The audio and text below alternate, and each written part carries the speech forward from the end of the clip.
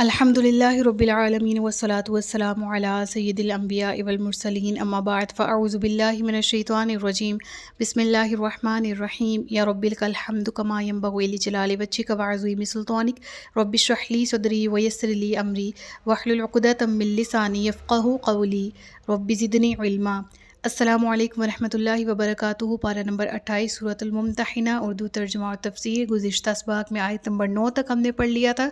آج کے سبق میں آیت نمبر 10 سے آغاز کر رہے ہیں، جس میں اللہ رب العزت ارشاد فرماتا ہے، اے ایمان والو، جب تمہارے پاس مسلمان عورتیں اپنے گھر چھوڑ کر آئیں تو ان کا امتحان کرو۔ اللہ ان کے ایمان کا حال بہتر جانتا ہے، پھر اگر وہ تمہیں ایمان والیاں معلوم ہوں تو انہیں کافروں کی طرف واپس نہ لوٹاؤ۔ یہ ان کافروں کے لیے حلال نہیں ہے اور نہ ہی وہ کافر ان کے لیے حلال ہے۔ اس آیت کا شان نزول جڑا ہوا ہے معاہدہ صلح حدیبیہ کے ساتھ۔ جو معاہدہ طے پایا تھا اس کی بہت سی شرائط تھیں اور ان پر تفصیلی گفتگو ہم نے سورۃ الفتح میں، کیونکہ وہ ساری کی ساری معاہدہ صلح حدیبیہ کے گرد گھومتی ہے، تو ہم نے وہاں تفصیلات پڑھ لی۔ بہرحال اس کی ایک شرط کے ساتھ تعلق ہے آج کے سبق کا، تو ہم اسی ایک کو ڈسکس کریں گے، جس میں یہ بات تھی کہ اگر مکہ میں کوئی شخص ایمان قبول کرتا ہے اور وہ مکہ چھوڑ کر مدینہ آئے تو مسلمانوں کو وہ شخص مدینہ سے مکہ والوں کو واپس کرنا ہوگا، ٹھیک ہے۔ اور یہ شرط طے پائی تھی ایٹ دی اسپوٹ۔ جناب عبداللہ کے بھائی یعنی عبداللہ بن سہیل کے بھائی ابو جندل اس وقت مکہ میں موجود تھے اور مکہ والوں سے بچ کر وہ مدینہ والوں کے ساتھ آ ملے۔ یہ سہیل بن عمر کے بیٹے تھے ابو جندل رضی اللہ تعالیٰ عنہ۔ تو اس وقت انہوں نے اہل ایمان کو کہا کہ میں آپ کے ساتھ جانے کو تیار ہوں، لیکن معاہدہ طے پا چکا تھا، اس لیے آپ کو اپنے والد کے ساتھ واپس جانا پڑا۔ حضرت سہیل بن عمر فتح مکہ کے موقع پر ایمان لائے تھے، اس وقت ایمان نہیں لائے تھے، تو وہ کافروں کی طرف سے سفیر بن کر یا وہ معاہدہ جو پیش کرنے والے تھے وہ جناب سہیل بن عمر تھے، تو ان کو پھر ان کا بیٹا واپس بھی کیا گیا۔ تو یہ ایک مثال ہے کہ معاہدے پر کس طرح سے عمل کیا جا رہا تھا۔ اور ہوا یہ کہ کفار کے ظلم مسلمانوں پر بڑھتے ہی چلے جا رہے تھے، اور اس معاہدے کا خیال رکھتے ہوئے کہ مسلمان جو ہیں وہ بھی بڑے رنجیدہ تھے جو مدینہ میں موجود تھے کہ ہمارے مکہ میں موجود مسلمان بھائیوں کے ساتھ کیا سلوک کیا جا رہا ہے۔ تو کچھ ایسے تھے جو پہنچ جاتے تو رسول اللہ صلی اللہ علیہ وسلم نے ان کو واپس بھی بھیجا کہ آپ مکہ جاؤ، کیونکہ ہمارے اور ان کے درمیان معاہدہ ہو چکا ہے۔ اس دوران مسلمان عورتیں بھی ترک وطن کر کے مدینہ آنے لگی تھیں۔ تو عقبہ بن ابی معیط ہے جو کہ اسلام کے بدترین دشمنوں میں سے تھا، ان کی بیٹی ام کلثوم جو ہیں وہ بھی مدینہ پہنچی اس دوران، اور اس کے علاوہ سبیعہ بنت حارث اور امیمہ بنت بشر، یہ اپنے ازواجی زندگیوں کو ختم کرتے ہوئے، ان تعلقات کو توڑتے ہوئے اور ان تمام رشتوں کو جو کہ کفر پر براجمہ تھے ان کو چھوڑتے ہوئے وہ مکہ سے مدینہ کی طرف ہجرت کرنے لگی، اور یہ سلسلہ پھر چل نکلا۔ تو اس وقت ایک پیچیدگی تھی، وہ یہ تھی کہ ایسا بھی ہو سکتا ہے کہ بعض خواتین ممکن ہے، کچھ تو تھی نا کہ ان کے ایمان کے بارے میں اللہ نے کہا اللہ ان کا ایمان، ان کی ایمانی حالت جانتا ہے، لیکن کچھ ممکن تھا کہ ایسی ہوتی ہیں جو کہ اپنے شوہروں سے بغاوت کر کے نکل آتی اور اس کو ہجرت کا نام دیتی کہ ہمیں آگے جا کے ایک گھر بھی مل جائے گا، ہمیں آگے جا کے ریزیڈنس کا کوئی مسئلہ بھی نہیں ہوگا، ہمارا نام بھی ہوگا کہ ہم نے ہجرت کی، ٹھیک ہے۔ لیکن در حقیقت وہ ہجرت جو تھی وہ شوہر سے نجات کے لیے تھی، سمجھ آ رہی ہے نا۔ تو اس چیز کے لیے وارن کیا گیا مسلمانوں کو کہ اے ایمان والو، اگر تمہارے پاس مسلمان عورتیں اپنے گھروں سے ہجرت کر کے آئیں تو ان کے ایمان کی جانچ پرکھ کر لو، یعنی ان سے مکمل تفتیش کر لو اور ان کی جانچ پڑتال کر کے تسلی کر لو کہ یہ در حقیقت اللہ اور اس کے رسول کے لیے اہل ایمان کی محبت ان کے دل میں تھی، اہل ایمان میں کے گروہ میں وہ شامل ہوتے ہوئے مکہ چھوڑ کے مدینہ کی طرف آئی تھیں۔ تو جب تمہیں تسلی ہو جائے، جب تمہیں ان کے آنے کا مقصد صاف صاف معلوم ہو جائے کہ ان کا مقصد یہ ہے کہ ان کا ایمان محفوظ رہے اور ان کے ایمان کا تحفظ ان کا واحد مقصد ہے، تو پھر انہیں واپس کفار کو نہ لوٹاؤ، کیونکہ اب یہ ان کفار کے لیے حلال نہیں ہے اور نہ وہ ان کے لیے حلال ہے، ٹھیک ہے۔ اب یہاں پر ایک مسئلہ پیش آتا ہے، لوگ بڑی الجھن محسوس کرتے ہیں، وہ یہ کہ اگر تو معاہدہ طے ہو چکا تھا تو پھر یہاں قرآن میں کیوں حکم آیا کہ اگر مسلمان عورتیں آ جائیں تو ان کا ایمان دیکھ لو، اور اگر وہ اہل ایمان ہیں جانچ پڑتال کے بعد تمہیں معلوم ہو جائے تو پھر تم انہیں واپس نہ لوٹاؤ۔ اب معاہدے میں تھا کہ لوٹانا ہے، لیکن قرآن کریم میں دوسرا حکم آیا کہ جی ان عورتوں کو نہ لوٹایا جائے۔ تو اس کا جواب صحیح بخاری کی احادیث کا مطالعہ کرتے ہوئے ہمارے سامنے آتا ہے، ٹھیک ہے۔ امام بخاری نے اپنی جو صحیح ہے اس میں جو حدیث صلح حدیبیہ کے وقت جو معاہدہ طے پایا تھا اس کے ضمن میں جو ذکر کی ہے نا، اس میں لفظ استعمال ہوتا ہے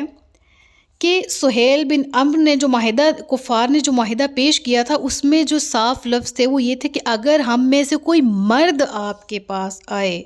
خواہ وہ مسلمان ہی کیوں نہ ہو، آپ اسے ہماری طرف لوٹا دیں گے۔ یعنی رجل کا لفظ صاف صاف طور پر معاہدے میں موجود تھا، ٹھیک ہے۔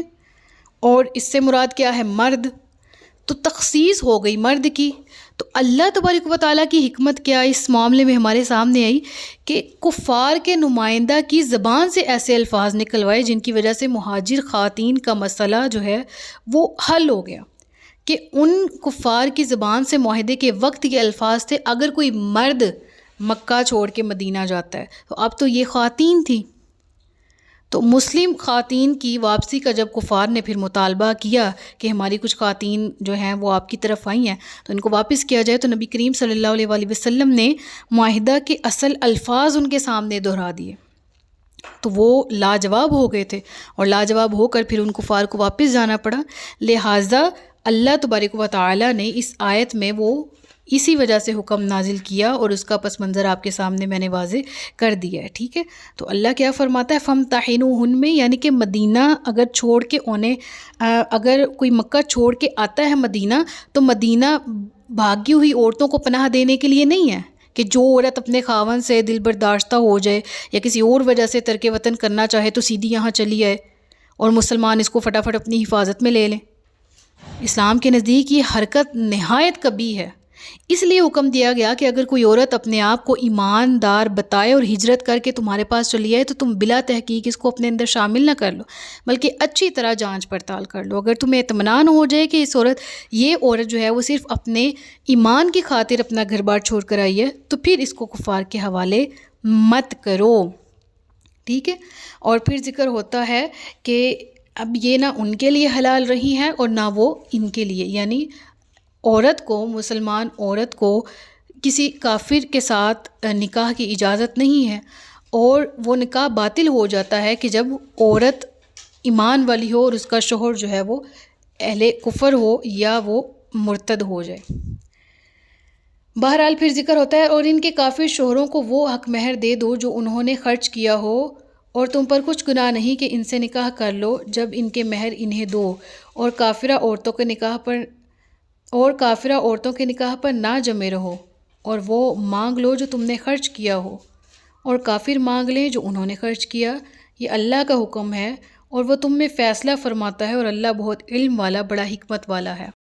یعنی اس آیت کے نزول سے پہلے مسلمانوں اور کافروں کے درمیان باہمی ازدواج جو ہے وہ جائز تھا، مسلمان عورتیں کفار کے ساتھ نکاح کرتی اور مسلمان مرد کافر عورتوں سے بھی شادی کرتے تھے۔ اس قسم کی بہت سی مثالیں جو ہیں وہ اس معاشرے میں موجود تھی، لیکن اس آیت نے باہمی ازدواج کا دروازہ بند کر دیا کہ کوئی مسلمان جو مرد ہے وہ اہل کتاب کے علاوہ کسی کافر عورت سے نکاح نہیں کر سکتا، اور کوئی مسلمان عورت کسی کافر مرد سے نکاح نہیں کر سکتی، خواہ وہ اہل کتاب ہی کیوں نہ ہو، ٹھیک ہے۔ اور اس کے بعد جو حکم ہے مہر کا، اس پر بات کر لیتے ہیں کہ جو مسلمان عورتیں ہجرت کر کے دارالسلام میں آ جائیں تو حکومت اسلامیہ پر لازم ہے کہ ان کے شوہروں نے جو مہر انہیں دیا تھا وہ بیت المال سے انہیں واپس کر دیا جائے۔ پھر اگر وہ عورتیں کسی مسلمان کے ساتھ نکاح کرنا چاہیں تو انہیں اس کی اجازت دی گئی ہے کہ انہیں اس نکاح کی اجازت بھی دی گئی، اور یہ ضروری رکھا کہ مرد اس عورت کو مہر ادا کرے۔ تو اس کا ذکر ان آیات میں موجود ہے کہ تم پر کچھ گناہ نہیں کہ ان سے نکاح کر لو جب ان کے مہر انہیں دو، یعنی کہ مرد، اگر مسلمان مرد ان ہجرت شدہ جو خواتین ہیں، مہاجرہ خواتین ہیں، ان سے شادی کرنا چاہیں تو پھر مہر ادا کر کے جس طرح پراپر نکاح ہوتا ہے ویسے ان سے نکاح کریں۔ اور پھر ذکر ہوتا ہے کہ تم کافرہ عورتوں کے نکاح پر جمع نہ رہو۔ اس سے کیا مراد ہے؟ یعنی یہاں مسلمانوں کو منع کیا جا رہا ہے کہ آج سے پہلے جو کافر عورتیں تمہارے نکاح میں تھیں ان کو مت روکے رکھو بلکہ ان کو آزاد کر دو۔ چنانچہ اس آیت کے نزول کے بعد جن مسلمان گھروں میں ایسی عورتیں تھیں تو ان کو پھر علیحدگی اختیار کرنا پڑی، اور پھر اس طرح سے مسلمان کافرہ عورتوں سے، خواتین سے الگ ہو گئے۔ اور پھر ذکر ہوتا ہے کہ اور وہ مانگ لو جو تم نے خرچ کیا ہو۔ اس سے کیا مراد ہے؟ ٹھیک ہے، اور کافر مانگ لے جو انہوں نے خرچ کیا ہے۔ یعنی پہلے فرمایا تھا جو عورتیں مسلمان ہو کر ہجرت کر کے دارالسلام میں چلی آئیں تو ان کے کافر خاوند جو ہیں ان کو مہر ادا کیا جائے گا، اور وہ کہاں سے ادا کیا جائے گا؟ بیت المال سے۔ اب فرمایا جا رہا ہے کہ تمہاری بیویاں جو دارالکفر میں رہ گئی ہیں، تم نے انہیں جو مہر دیا تھا تم ان کا مطالبہ بھی ان سے کر سکتے ہو۔ یہ اللہ کا حکم ہے، جو اللہ علیم ہے اور حکیم ہے۔ اس کے علاوہ مزید تفصیلات جاری ہیں اس رکوع کے اختتام تک، انشاءاللہ ان کو اگلے اسباق میں مکمل کریں گے۔ صدق اللہ العلی العظیم و صدق رسولہ النبی الکریم۔ سچ فرمایا اللہ نے جو عظمت والا ہے۔ اپنا بہت سا خیال رکھیے گا، مجھے دعاؤں میں یاد رکھیے گا۔ تاجدار ختم نبوت زندہ باد، پاکستان پائندہ باد۔ السلام علیکم ورحمۃ اللہ وبرکاتہ۔